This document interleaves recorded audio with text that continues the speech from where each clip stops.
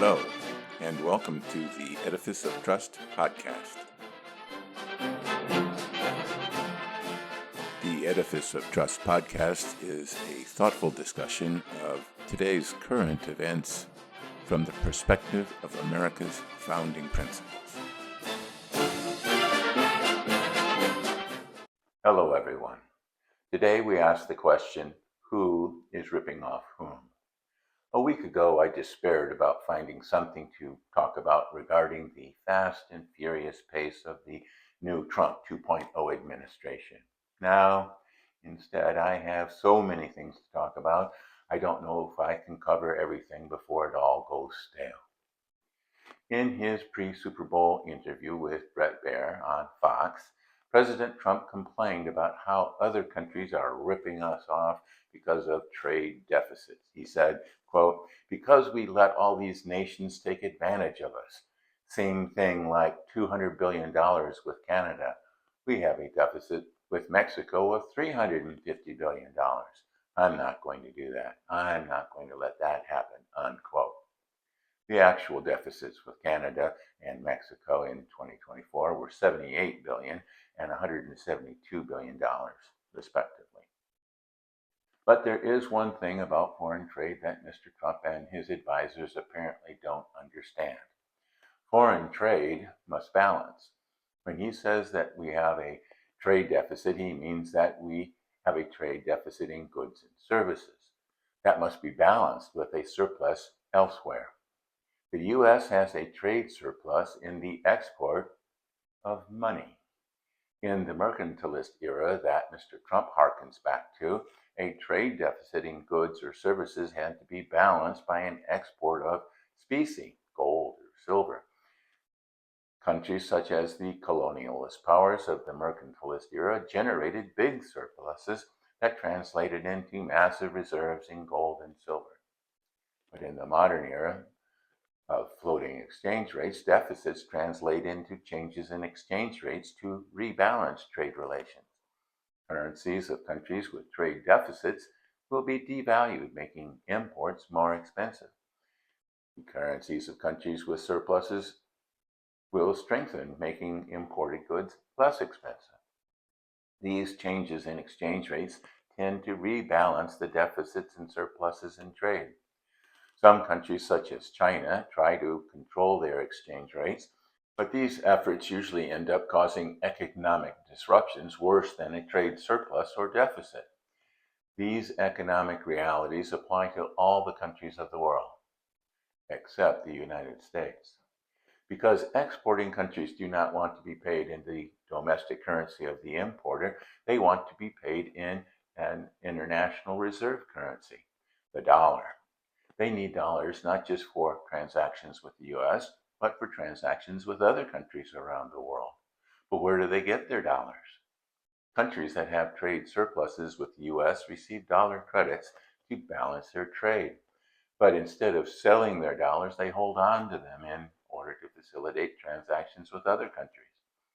The U.S. can have all the trade deficit it wants as long as other countries want to hold dollars. The U.S.'s main export to balance our deficits in goods and services is money, fiat money, and we can make all the fiat money we want. So Mr. Trump would be correct that trade deficits are losing if we had to compensate other countries with gold and silver for our deficits. But instead of scarce and precious gold and silver, we compensate them with fiat money, of which we have a potentially unlimited supply. The dollar is one of the greatest assets that the United States has, as long as it is the world's reserve currency. Almost all international transactions are paid for in dollars. When the U.S. applies financial sanctions on adversaries, it cripples their economies. Sanctions on Russia are crippling its war effort against Ukraine. Iran was near financial collapse due to U.S. sanctions until the Biden administration lifted those sanctions. China and Russia and other autocracies are desperately seeking a way to avoid having to use dollars for their international transactions. To no avail. No reasonable country will endanger their economic well-being by relying on currencies controlled by dictators. But the only way for the dollar to be the world's reserve currency is for the United States to run trade deficits.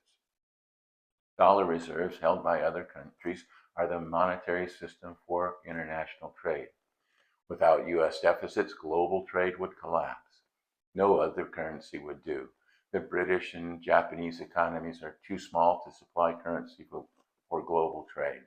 The European economy might be large enough, but the euro is issued by many countries, so there is no way to control the supply of euros. And the euro-denominated bonds issued by those countries have many different credit ratings, some good and some bad. And anyone foolish enough to rely on Chinese yuan or the Russian ruble will get what they deserve. But there are some valid reasons why we should try and control our trade deficits. Highly efficient supply lines are also fragile and subject to supply disruptions from natural disasters or malevolent actions. Strategically, we need secure supply lines as well as domestic capabilities for strategic materials and military equipment. And while our trade deficit is the international money supply, too much of an increase in the money supply will cause a depreciation of the currency. In other words, inflation.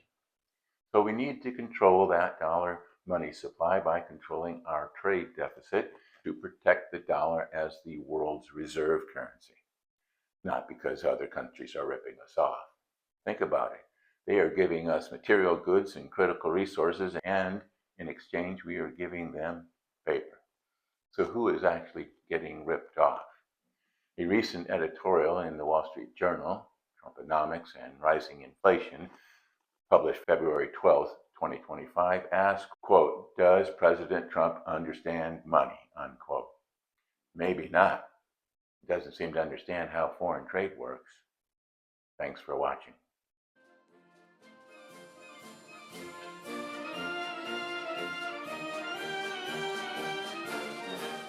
Links to source material used in preparing this podcast can be found on my website, www.edificeoftrust.com.